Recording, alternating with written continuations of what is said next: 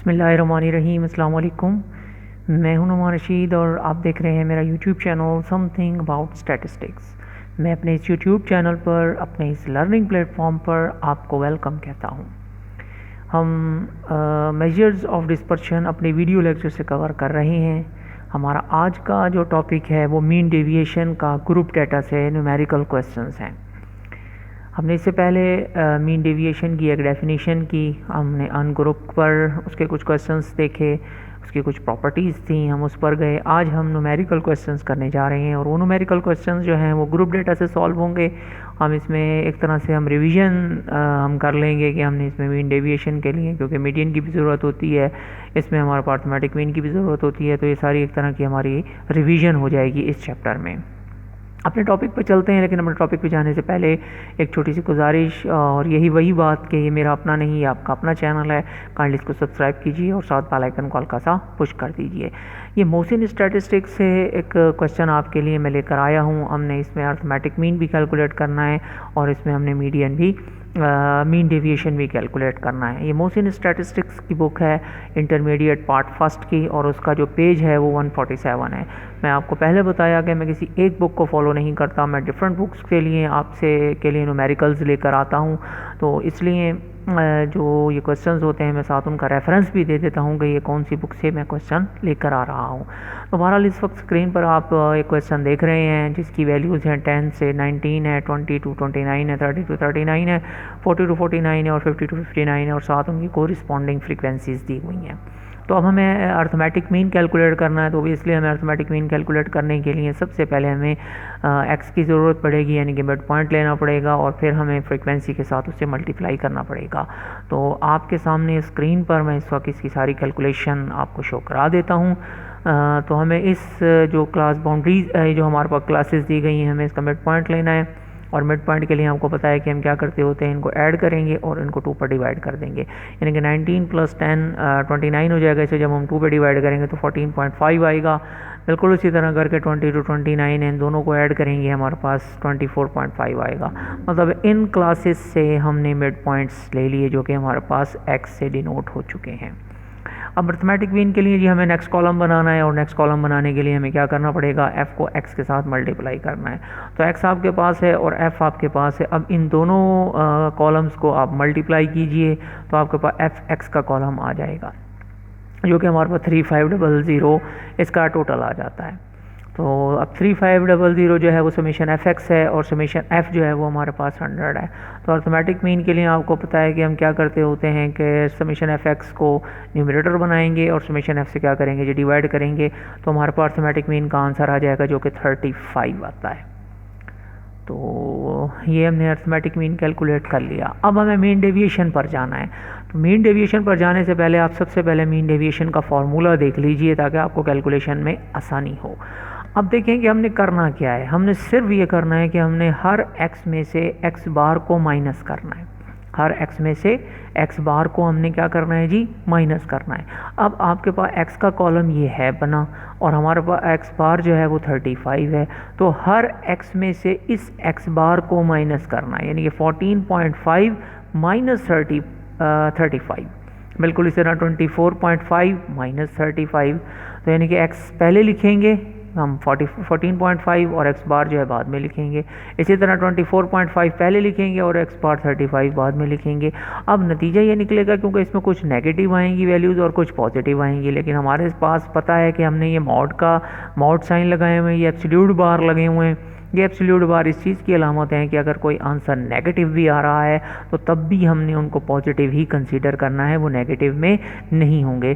तो हमारे पास सारे नेगेटिव वाले आंसर जो हैं वो पॉजिटिव में चले जाएंगे और हमारे पास ये सारा कॉलम्स बनता चला जाएगा। अब नेक्स्ट कॉलम हमने क्या बनाना है कि जी इस f को इस वाले कॉलम के साथ मल्टीप्लाई करना है, ये f जो है वो इसके साथ, तो ये वाला कॉलम हमारे पास बनता चला जाएगा।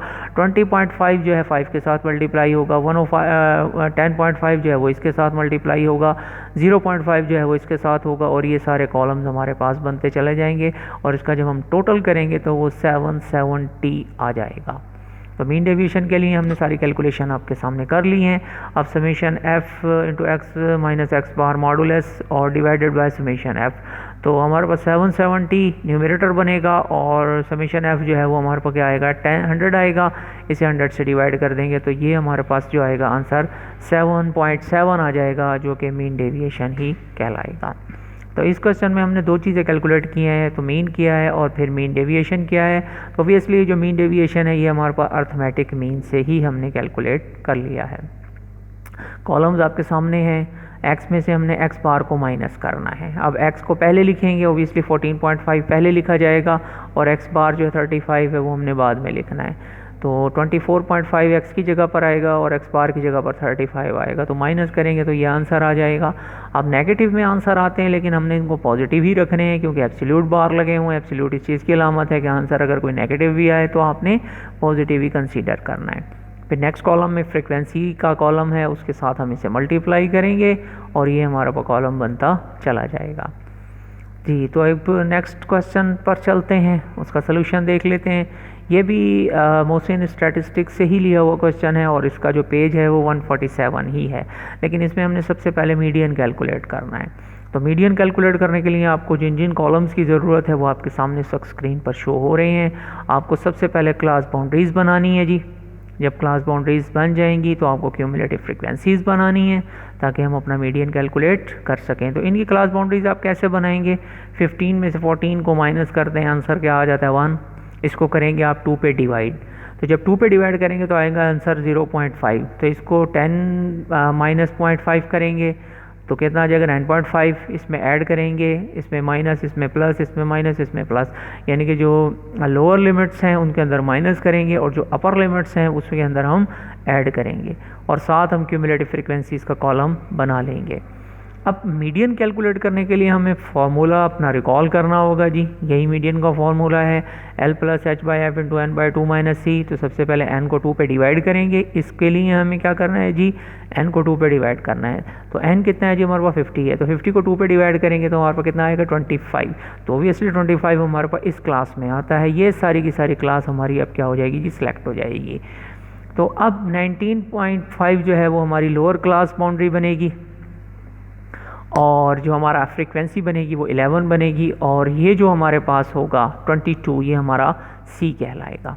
ये हमारा क्या कहलाएगा जी, C कहलाएगा 22। इससे नेक्स्ट जो होगा वो C कहलाएगा। ये हमारी लोअर क्लास बाउंड्री है और जो ये हमारे पास 11 है वो फ्रीक्वेंसी है, F की जगह आएगा और फ्रीक्वेंसी इससे क्यूमुलेटिव फ्रीक्वेंसी ऊपर जो है वो हमारा C कहलाता है। तो h रह गया जी, तो h क्या होगा हमारे पास 24.5 माइनस 19.5, इनका जो डिफरेंस होता है वो हमारा h कहलाता है। तो मीडियन आपके सामने इस वक्त स्क्रीन पर आप देख सकते हैं, मैंने कैलकुलेट किया हुआ है। तो 19.5 प्लस 5/11 इंटू 50/2 माइनस 22। तो नेक्स्ट स्टेप पे मैंने क्या किया, पहले ब्रैकेट को सॉल्व कर लिया है और फिर मल्टीप्लाई भी कर लिया साथ और 19.5 जाके मैंने ऐड कर लिया। मतलब ये तीनों मैंने कैलकुलेशन जब कर ली हैं तो उसका आंसर 1.36 आ गया मेरे पास। अब 19.5 जाके मैंने ऐड किया है तो 20.86 मेरे पास इसका मीडियन आ जाता है। तो मीडियन कैलकुलेट कर लेने के बाद अब मुझे क्या करना है जी, मीन डेविएशन लेना है, क्योंकि मीन डेविएशन मुझे मीडियन से ही दरकार था। तो मुझे मीन डेविएशन के लिए नेक्स्ट कॉलम क्या बनाने पड़ेंगे, मुझे सबसे पहले x बनाना पड़ेगा। तो ऐड करूँगा, 2 पे डिवाइड करूँगा, ऐड करूँगा, 2 पे डिवाइड करूँगा, ये आ जाएगा। फिर नेक्स्ट कॉलम क्या है, x में से मीडियन को माइनस करना है। अब मीडियन कितना है 20.86 है, तो x की जगह पर पहले x लिखूँगा यानी कि 12 लिखूँगा और मीडियन की जगह पर 20.86 लिखूँगा। x की जगह पर 17 लिखूँगा और मीडियन की जगह पर 20.86 लिखूँगा। तो ये सारे मेरे पास आंसर इस तरह बनते चले जाएंगे, ये कॉलम मेरे पास आ जाएगा। लेकिन आप देख रहे हैं कि इसमें कुछ आंसर नेगेटिव में हैं, कुछ आंसर पॉजिटिव में हैं। मैंने आपको बताया कि हमने जब मीन डेविएशन लेते हैं तो इसके सारे आंसर्स हमें पॉजिटिव ही लेने हैं, नेगेटिव नहीं लेने होते। तो इसलिए हमें मॉड का सहारा लेना पड़ेगा और ये मॉडुलस वैल्यू ये होती है कि हमारे पास जो आंसर नेगेटिव में आ रहे हैं वो सारे के सारे हमारे पास क्या हैं जी, पॉजिटिव में चले जाएंगे।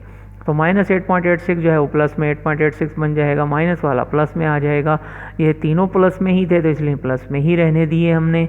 अब अगला कॉलम हमने फ्रीक्वेंसी के साथ करना है जी। तो ये फ्रीक्वेंसी है हमारे पास 12 को 8.86 के साथ मल्टीप्लाई करेंगे, 10 को 3.86 के साथ मल्टीप्लाई करेंगे, बिल्कुल इसी तरह 11 को इसके साथ मल्टीप्लाई करेंगे और ये सारे कॉलम्स आपके पास बनते चले जाएंगे।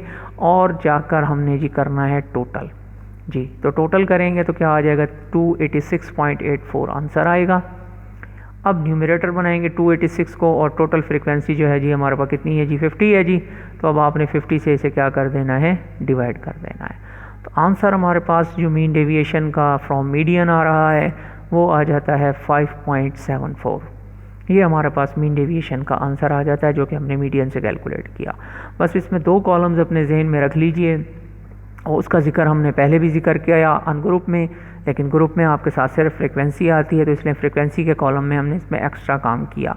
बाकी सारी की सारी कैलकुलेशंस ये वही हैं जो हमने अनग्रुप में कर रखी थी। इसमें मज़ीद कोई कैलकुलेशन की ज़रूरत हमें नहीं पड़ी, कोई न्यू कैलकुलेशन हमने इसमें नहीं की। अच्छा, अब अगर आपको कोएफिशिएंट ऑफ मीन डेविएशन का कहते हैं तो फिर आपने छोटी सी कैलकुलेशन वही करनी है कि आपको मीन डेविएशन न्यूमरेटर बनाना होगा और आपने जो मीडियन है आपका उससे आपने क्या कर देना है इसे डिवाइड कर देना है। तो मीन डेविएशन यानी कि कोएफिशिएंट ऑफ मीन डेविएशन अगर आपको कहते हैं तो आपने क्या करना है जी। तो मीन डेविएशन का आंसर न्यूमरेटर बनाना है और जो हमारे पास मीडियन है उससे आपने क्या कर देना है इसको डिवाइड कर देना है।